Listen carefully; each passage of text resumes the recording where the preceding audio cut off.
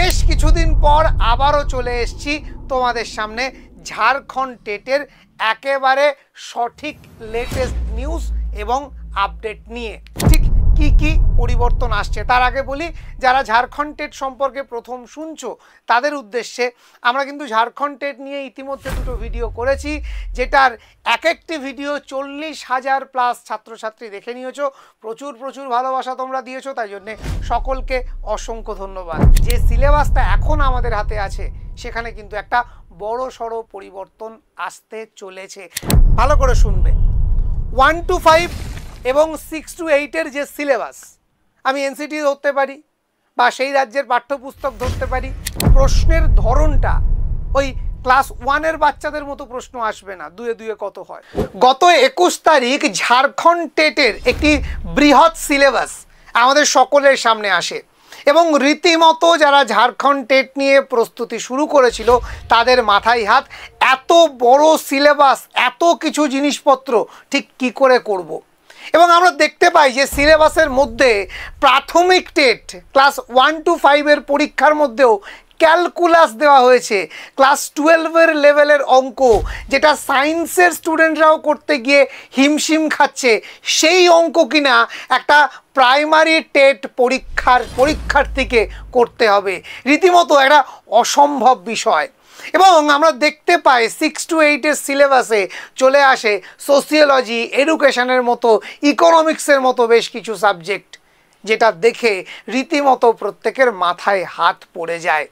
শুধু বাংলার ছাত্রছাত্রীদের নয়, সমগ্র ঝাড়খণ্ডের টেট পরীক্ষার্থীরা রীতিমতো আন্দোলন শুরু করে দেয় এবং সেই আন্দোলনের চাপে অবশেষে ঝাড়খণ্ড সরকার সিদ্ধান্ত নেয় এই বিষয়টাকে পুনর্বিবেচনা করার।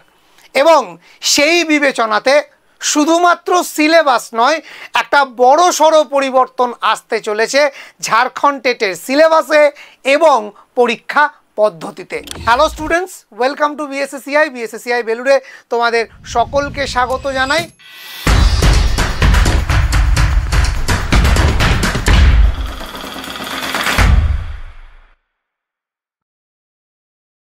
বেশ কিছুদিন পর আবারও চলে এসেছি তোমাদের সামনে ঝাড়খণ্ড টেটের একেবারে সঠিক লেটেস্ট নিউজ এবং আপডেট নিয়ে।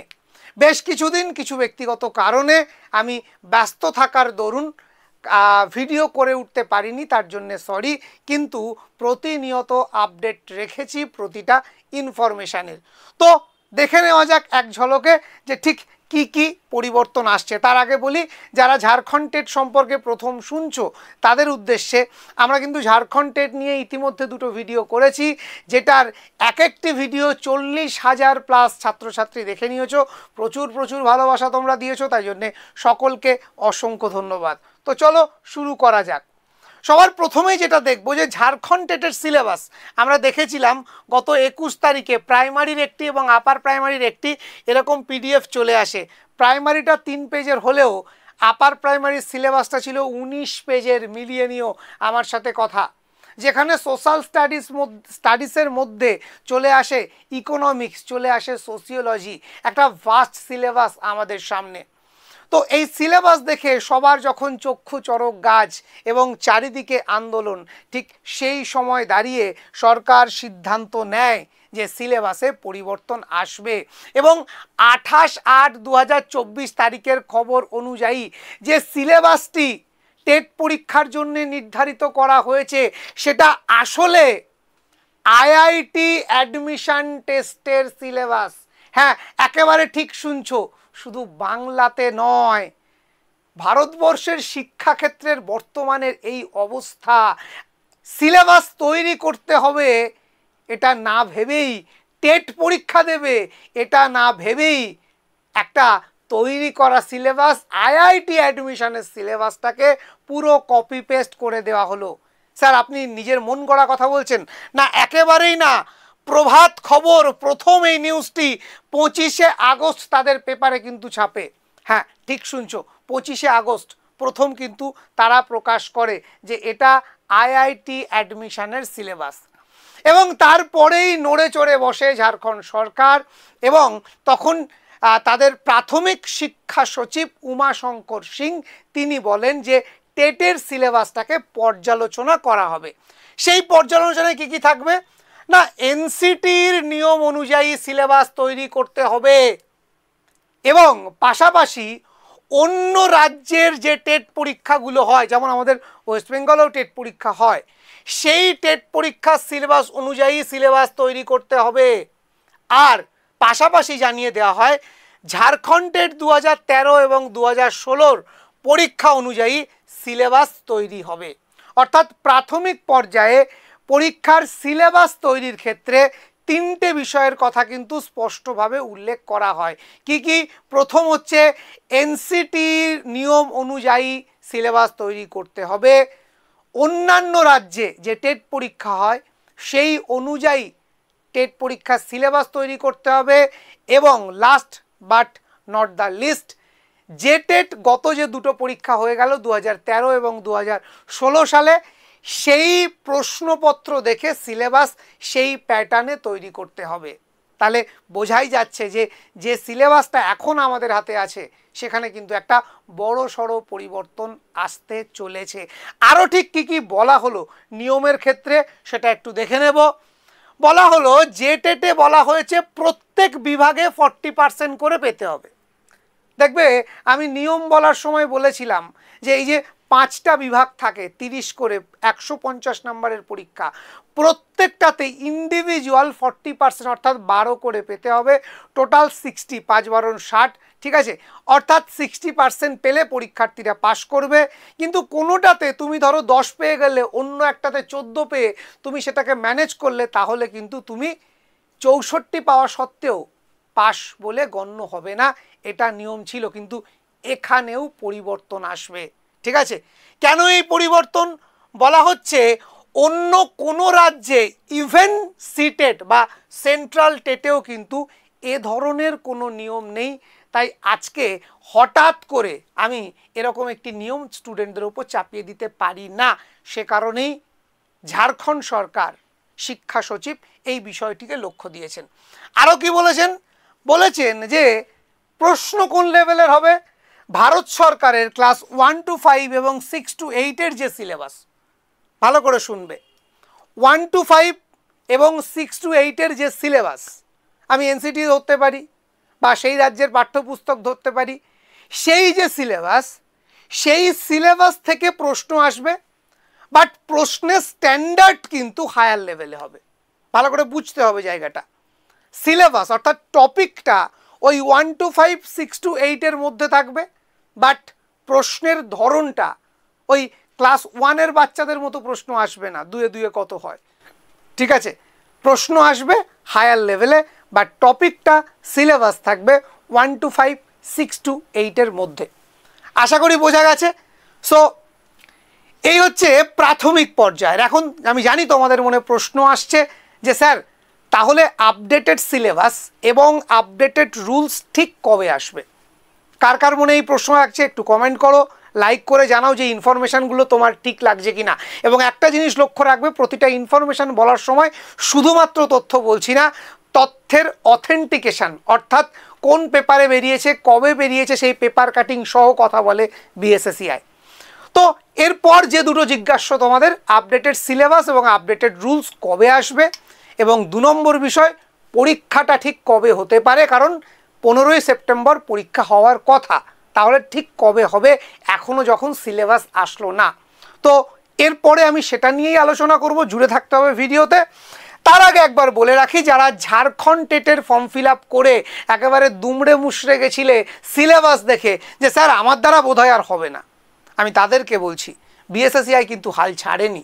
বিএসএসসিআই অলওয়েজ তোমাদের সঙ্গে লড়াই করেছে এবং তোমাদেরকে জেতানোর জন্য নিজেও লড়েছে। সো ঝাড়খণ্ড টেটের কিন্তু আমাদের দ্বিতীয় ব্যাচে ভর্তি চলছে। যারা এখনও প্রস্তুতি শুরু করোনি, যারা ভয় পেয়ে বসেছিলে, তাদেরকে বলবো এখনই প্রস্তুতি শুরু করো। ইতিমধ্যে বিএসএসসিআইয়ের হাত ধরে শতাধিক ছাত্রছাত্রী ঝাড়খণ্ড টেটের প্রস্তুতি নিচ্ছে, এবং শুধু প্রস্তুতি নয়, আমি বলছিলাম না একটু ব্যক্তিগত কাজে ব্যস্ত ছিলাম, কাজটা ঠিক কি তাহলে বলি। আমরা এতদিন ধরে ঝাড়খণ্ডের আপডেটেড স্টাডি মেটেরিয়াল তৈরি করছিলাম, একেবারে পুরো ঝাড়খণ্ডের আপডেটেড স্টাডি মেটেরিয়াল। তার মধ্যে কি কি আছে? Child development, pedagogy, Sanskrit, English, Hindi, Bengali, GK, GS, social studies, math. এবং বলে রাখি, সোশ্যাল স্টাডিজের মধ্যে যেরকম একেবারে টপিক ধরে ধরে আমরা আলোচনা করেছি, সেরকম ঝাড়খণ্ড জিকে জিএসও কিন্তু ছাড়িনি, একেবারে ধরে ধরে পর্যালোচনা করছি। সপ্তাহে একটি, দুটি, তিনটি, চারটি নয়, সপ্তাহে 10টি ক্লাস থাকছে আমাদের এই কোর্সে। হ্যাঁ, ঠিক শুনেছ, সপ্তাহে 10টি ক্লাস থাকছে আমাদের এই কোর্সে। চাইল্ড ডেভেলপমেন্ট পেডাগজি থেকে ইংলিশ এবং হিন্দি, ল্যাঙ্গুয়েজ 1, ল্যাঙ্গুয়েজ 2 এর ক্ষেত্রে বাংলা, সংস্কৃত, ইংলিশ, এই 3টে পেপার আমরা পড়াচ্ছি। একদম একদম ঠিক শুনছো, প্রত্যেকটা ক্লাস হচ্ছে। এবং বলে রাখি, এই কোর্সটা শুধু প্রাইমারি বা শুধু আপার প্রাইমারি নয়, দুটো একসাথেই কিন্তু আমরা কভার আপ করছি। এবং আরও একটি সুবর্ণ সুযোগ, যারা যারা এই ঝাড়খণ্ড টেটের কোর্সে ভর্তি হবে তাদের জন্যে সিটেটের কোর্স থাকবে সম্পূর্ণ বিনামূল্যে। হ্যাঁ, ঝাড়খণ্ড টেটের কোর্স করলে সিটেটটাও কিন্তু অটোমেটিক কভার আপ হয়ে যাবে। তো চলো, নেক্সট যে প্রশ্ন তোমাদের মনে একেবারে বারবার এসে জাগছে, sir updated syllabus, updated rules কবে পাবো?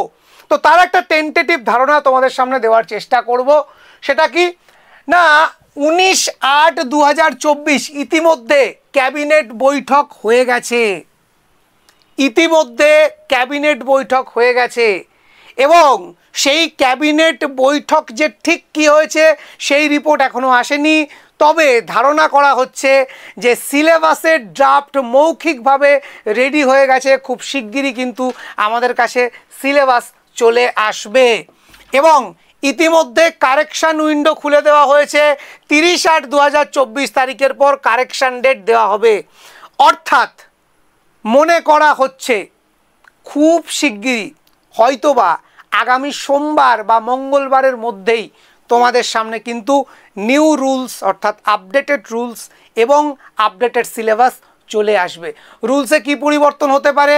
ওই যে প্রত্যেকটা জায়গাতে প্রতিটা টপিকে যে 30% করে নাম্বার পাওয়ার একটা গল্প, 40% নাম্বার পাওয়ার একটা সিস্টেম ছিল, এটা উঠে যাবে, এটা আমার ধারণা।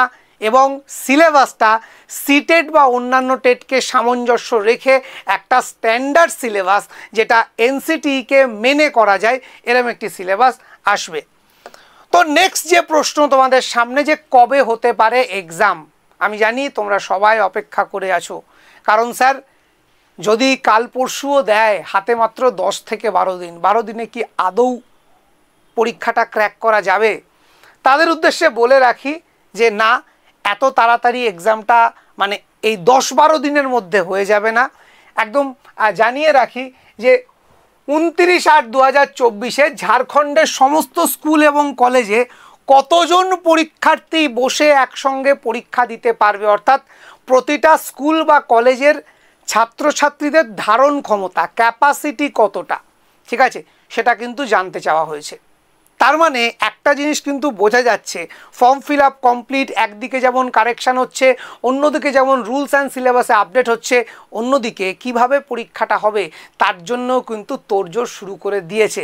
তোড়জোড় শুরু করে দিয়েছে মানে খুব শিগগিরই কিন্তু পরীক্ষা হতে চলেছে।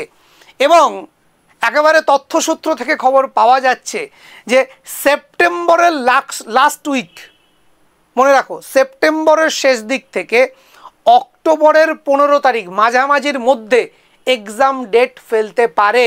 সম্ভবত দুর্গাপুজোর ঠিক আগের মুহূর্তে পরীক্ষা হলেও হয়ে যেতে পারে, খুব বেশি হলে লক্ষ্মী পুজোর পর, দিওয়ালি বা কালী পুজোর মধ্যে, এরকম একটা সময়ে, অর্থাৎ অক্টোবরের মধ্যেই আশা করছি পুরো এই পরীক্ষাটা, অন্তত লেখা পরীক্ষাটা কমপ্লিট হয়ে যাবে। তো এই হলো ঝাড়খণ্ড টেটের সমগ্র তথ্য। যারা ঝাড়খণ্ড টেটের পরীক্ষার্থী তারা অনেকেই বিভিন্ন জায়গায় ঘুরে বেড়াচ্ছ, বিভিন্ন দিক থেকে কিন্তু ঠিক খবর সঠিকভাবে পাচ্ছ না। আমাকে বারবার ফোন করেছো, হোয়াটসঅ্যাপ করেছো, বিভিন্ন ব্যস্ততার কারণে আমরা সেটাকে মানে এইভাবে ইউটিউবে আনতে পারিনি, কিন্তু আজকে A to Z তোমাদেরকে বলে দিলাম। এর পরেও যদি কোনো প্রশ্ন থাকে অবশ্যই কমেন্টে জানিও, তোমাদের জন্যে সেই ভিডিও নিয়ে, তার সমাধান নিয়ে আসবো খুব শিগগিরই। আজকে এই পর্যন্ত, প্রত্যেকে ভালো থেকো, ধন্যবাদ। আর বলে রাখি, ভিডিওটা ভালো লাগলে, ইনফরমেটিভ লাগলে অবশ্যই লাইক দিও, কমেন্ট করো, শেয়ার করে দিও বন্ধুদের সাথে যারা আজও অন্ধকারে আচ্ছন্ন হয়ে বুঝতে পারছে না ঠিক কী করা উচিত, হাল ছেড়ে দিয়েছে এত বড় সিলেবাস দেখে। তাদেরকে হাল ফেরাও, তাদের দিশা দেখাও। আজ এই পর্যন্ত, প্রত্যেকে ভালো থেকো, ধন্যবাদ।